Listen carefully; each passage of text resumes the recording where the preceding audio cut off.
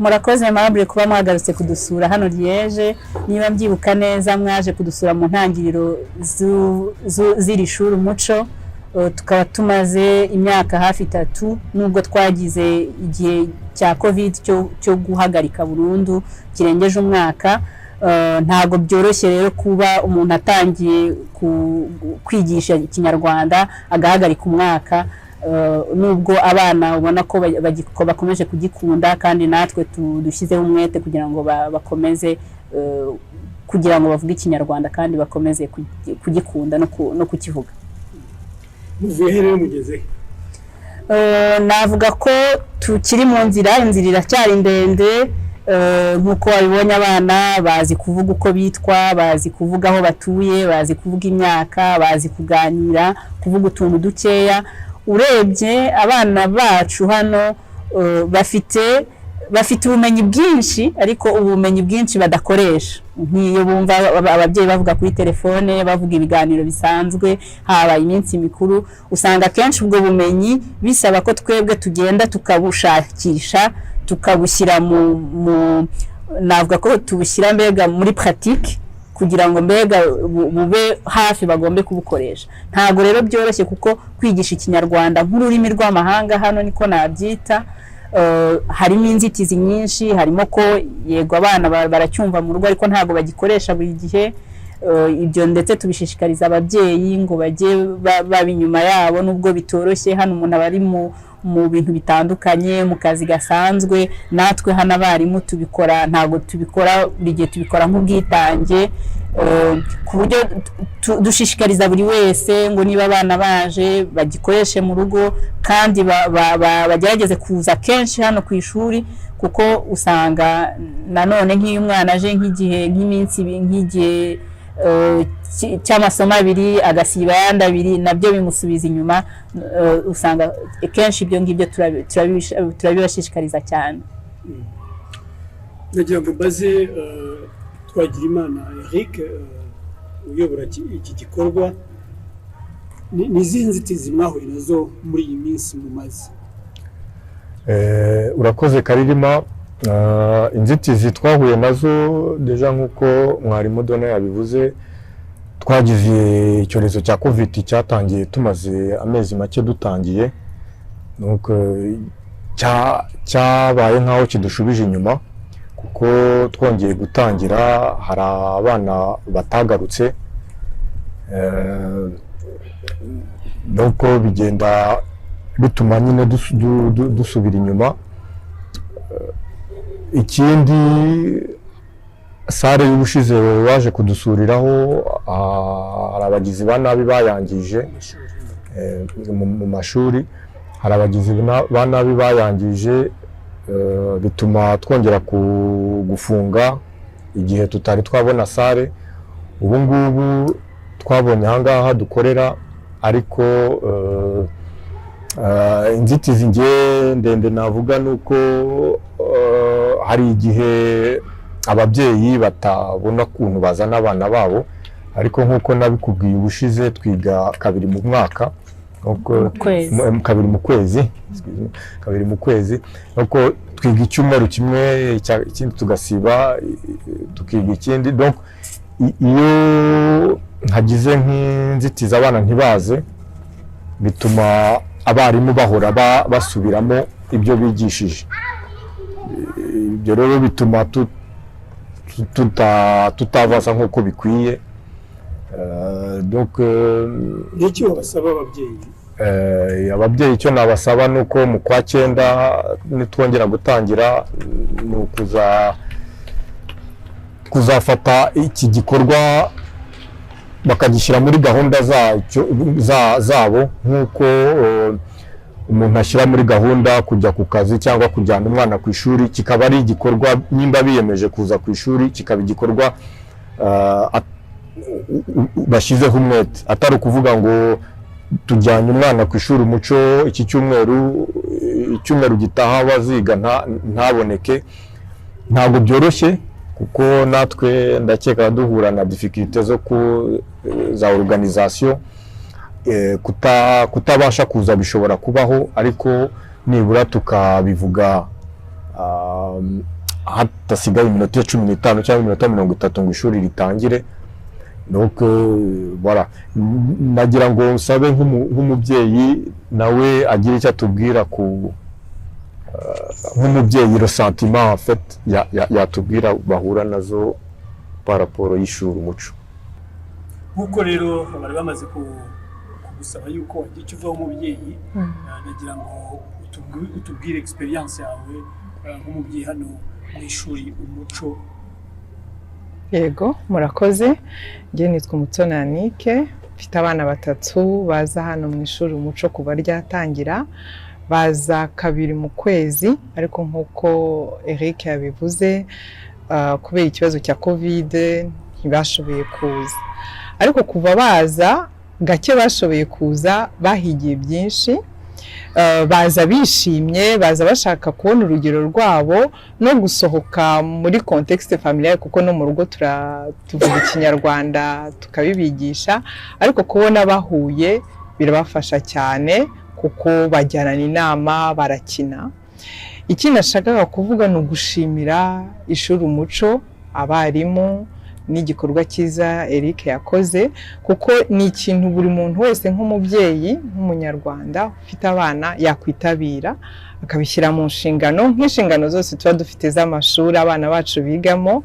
Byaba byiza na ishuri umuco tugize iryo shyaka ryo kugumana nabo, ryo kubafasha ko abana bacu baguma kwiga kurushaho, babaha nk'umukoro tugashobora gukomezanya nabo, ntibibe ikintu twumva ko tuje kubashyira ahangaha tukigira mu zindi. Vraiment icyo nifuzaga nuko ababyeyi bagerageza kubishyiramo imbaraga, bagerageza kubishyiramo ubufasha bukomeye kugira ngo dufatanye dushobore kubaka ururimi rwacu, umuco wacu, amateka yacu n'abana bacu. Ubwo bufatanye ni buhe? Bavuze ikibazo cya horaire, amasaha yo kuza ku ishuri 2 mu kwezi. Yego. Mwebwe mwiyorganiza mute, mwitegura mute kuza ku ishuri? Nkanjye ubwanjye kuko ntuye Liège, ariko mu nkengero za Liège ngerageza abana baba babizi ko bafite iryo shuri, ni nabo babitwibutsa cyane cyane kugira ngo tuhagerere igihe. Donc icyo nabwira ababyeyi nuko nabo babishyiramo imbaraga yo kugira iyo ponctualité, niba nshoboye kuvuga gutyo, bakumva ko mu ishuri koko kuko n'ababyeyi n'abarimu baje bashaka kubigisha, aho kugira ngo babategereze bashobore kuba bahagirira igihe. Nicyo kintu numva navuga, ponctualité, no kugerageza kubivuga hakiri kare, kuko birashoboka muri gahunda ko ibintu bihinduka ku munota wa nyuma, ariko ukagerageza kubibabwira hakiri kare kugira ngo nabo bashobore kumenya niba bagomba kuza, cyangwa nka perezida ashobora kuvuga ati uyu munsi urasubitswe kuko abanyeshuri bari bake. Kubishyiramo imbaraga no kumva ko tubyiyumvishemo cyane, nibyo byaba byiza kurushaho. Murakoze. Ikitegetse nagira ngo nawe nka mwarimu utubwire experience yawe hano muri iri shuri umuco. Murakoze kumpa ijambo, kandi abashimira nanone ko mudahwema kuza kudusura, murebe ibikorwa ishuri umuco rigezeho rikora, kugira ngo ndetse tunashishikarize abanyarwanda baba ahangaha, ndetse tunereke abari kwivuko ko tutataye umuco, kandi kugira ngo nubwo u Rwanda ruri kure ku maso ariko turoza ku mutima tubinyujije ku ishuri umuco, kuko iyo abana bize ikinyarwanda bakiga ururimi rw'ababyeyi rwa gakondo, bibahuza, bibahereza kunga ubumwe no kumva yuko igihugu batagiteranye, kandi ko bagira n'ubushake n'amashyengo yo kujya kukireba, kugisura aho kiherereye. Ariko nk'uko mubimbajije, mu rwego rwo kwigisha duhura n'ikibazo gikomeye cy'uko dushaka kwigisha, cyangwa abana b'ahangaha bavukiye ahangaha baba bashaka kwiga nk'uko basanzwe biga, n'abarimu b'ahangaha bafite ibikoresho bafite ibitabo, nubwo ibitabo twarabibonye Jeanne intambwe ikomeye cyane, ariko icyo duhura nacyo cya mbere, ntabwo abana biga ku buryo bw'umwimerere. Ndashaka kuvuga ko buri gihe iyo umubajije aba ashaka kubwira ngo none gishatse kuvuga iki mu gifaransa, ubwo kwiga usubira mubahereza inyunguramagambo ubijyana mu gifaransa, nabyo biri mu nzitizi zituma wenda bitihuta cyane, kuko usanga ukora ibyo umuntu babyita ngo ni translation, ugahindura ugashyira mu kinyarwanda mu gifaransa, biratudindiza cyane. Ariko cyane cyane ikintu simusiga kiri gifatika ni ikibazo cyerekeranye n'ukuntu twashyira uburyo bwo kwigisha tukabihuza n'uko bashaka kwiga, kuko hari ukuntu bo bashaka kwiga bitewe n'ukuntu biga mu gifaransa, biga izindi ndimi, biga imibare, ariko twebwe tukashaka kwigisha noneho nk'abantu bakivuga, kuko niba bivuga ntabwo nzigisha nk'umuntu ushaka gukurikiza metodoloji, ushaka gukurikiza indi gahunda. Twe tuba dushaka kukigisha ku buryo bw'umwimerere, ariko biragorana cyane kuko n'umwana ntabwo aba yumva impamvu dushaka kumwigisha ku buryo bw'umwimerere. Njye ndatekereza ko nagarukira aho ngaho ku byerekeranye na pratique, ni uburyo ki tutabona metodoloji imeze neza yatuma tubigisha bakagira motivation, bakumva barabishatse cyane kandi bikaborohera. Kusanga natwe bitugoye cyane, kubihuza biragoye cyane. Garuka rero noneho nka mwarimu, ababyeyi bataza cyangwa se ntibazire n'igihe, iki bababwira? Icyo nabwira ababyeyi batazana abana babazire ku gihe cyangwa ngo baze buri gihe, biratudindiza cyane kandi nabo bongera akazi cyane. Ko ni ukuvuga ngo niba umwana ataziye igihe, njyewe nzabasha gusubiramo kugira ngo asubire ajye kuri gahunda afata abandi. Ariko rero nanone nubwo gufata abandi, njyewe bizatuma ntarangiza gahunda. Niyo mpamvu mubona neza ko nkurikije igihe mwaze mu kwa gatatu n'ubu ngubu ntabwo twateye imbere cyane. Hari ubushake, burya nubwo bataza benshi bitewe n'impamvu zitandukanye, ariko iyo hari ubushake ibintu byose birakorwa. Nagira ngo nunganire mugenzi wanjye Christophe ku bijyanye na metodoloji yo kuzajya twigisha hano ku ishuri Umuco. Mboneyeho gushimira inteko y'umuco yaduhaye igihembo cy'uko twigisha ikinyarwanda hano mu Bubiligi. Tukaba turi en contact n'abakozi bo mu nteko y'umuco mu gutegura porogaramu yo kwigisha ikinyarwanda nk'ururimi rwa kabiri.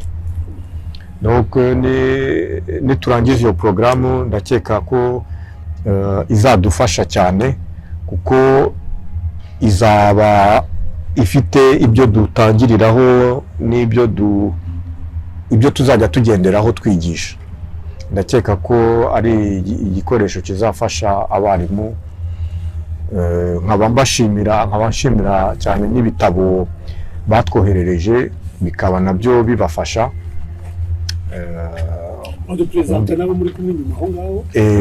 Hano tukaba turi kumwe n'umwarimu nawe udufasha Domitien, tukaba turi kumwe na Cecile na Josué, dukorana muri komite ya diaspora ya section ya Liège. Nabo nkaba mbashimira cyane kuko ntibajya babura muri gahunda y'ishuri Umuco, mu bikorwa by'umuco baba bahari toujours. Nuko twese ni equipe turafatanya. Donc igisigaye ni ukubona ababyeyi bose nabo biyandikishije mu ishuri Umuco. Mu kwezi kwa 9 mu gutangira turashaka gushyiramo imbaraga, tukazajya twese dufatanya ntibibe iby'abakora ku ishuri umuco gusa, n'ababyeyi bakabifata nk'igikorwa cyabo, twese tugashyira hamwe tukazajya dufatanya kugira ngo dukomeze dutere imbere. Ndabashimira. Murakoze kumpa ijambo. Nitwa Cecile, nkaba ndi muri komite ya diaspora ya Liège. Tukaba dufite iki gikorwa cy'ishuri umuco nk'uko babibabwiye, ibyinshi babivuze, ariko njyewe icyo nashaka kongeraho ni ukubamenyesha yuko ku cyumweru gitaha ku itariki 26 z'uku kwezi kwa gatandatu dufite igikorwa cyo kwerekana ibyo abana bacu abo mu ishuri umuco bagezeho. Tukaba tubakangurira kuzaza kudushyigikira muri benshi, kugira ngo murebe ibyo twagezeho. Niba hari n'ibyo mutunenga wenda mushobora no kubivuga, nta kibazo, n'uwo munsi mwabitubwira. Niba hari n'ibindi byose nibyo bashima, nibyo mudushima, nabyo mwabitubwira. Ikindi, ubwo tuzatangira saa 5 kwakira abantu. Ubwo nka saa 5 n'igice dushobora gutangira. Hazaba hari senete abana bazabakorera. Ikindi kandi nyuma yaho tuzasabana. Ababyifuza mwese turabatumiye, turabifuriza ikaze mu ishuri umuco. Murakoze.